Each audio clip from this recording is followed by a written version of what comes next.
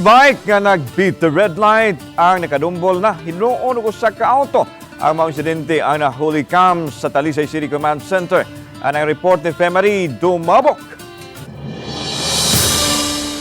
Sa kuha sa monitoring sa Talisay City Command Center, makita nga kining dark gray nga auto na taliwad-an sa mga e-bike nga nagbiyahe usab sa susamang nga daan. Gikan sa inayawan sa Cebu South Coastal Road padung sa barangay San Roque sa Dakbayan sa Talisay. Padung nang mag-yellow sign ang traffic light nga may hinungdan nga mihunong na ang auto. Apan kining e-bike inay mo pahinay siyang pagbadagan o muhunong ni pakusog na hinuon og mi-overtake sa auto nga may hinungdan nga nakaigo sa laing e-bike nga nag-beat the red light usab. Ang nakaigo nga e-bike mi banda sa naghunong nga auto. Nagkasabot rahino ng duha ka habig apan gi-impound gihapon ang e-bike o gipaubo sa seminar ang driver. Ma-impound na labing dugay tulo ka adlaw.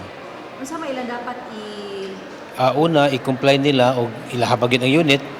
Unya kung dili ilang unit, nag-abang sila kinahanglan na ang operator. Samtang nahuli-cam kining disgrasya sa susamang dapit tali sa usa ka motorsiklo nga mi-counterflow aron makatabok sa pikas nga daan. Apan ang nahitabo gikabangga na hinuon niini ang e-bike nga Y-sidecar nga gikargahan og LPG tank.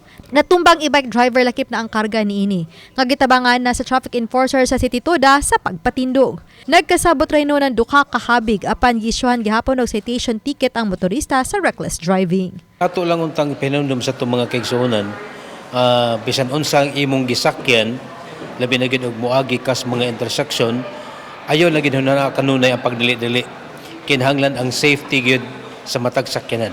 Oba ni Godfrey Relien, Femery Dumabok. Balitang Bisdak.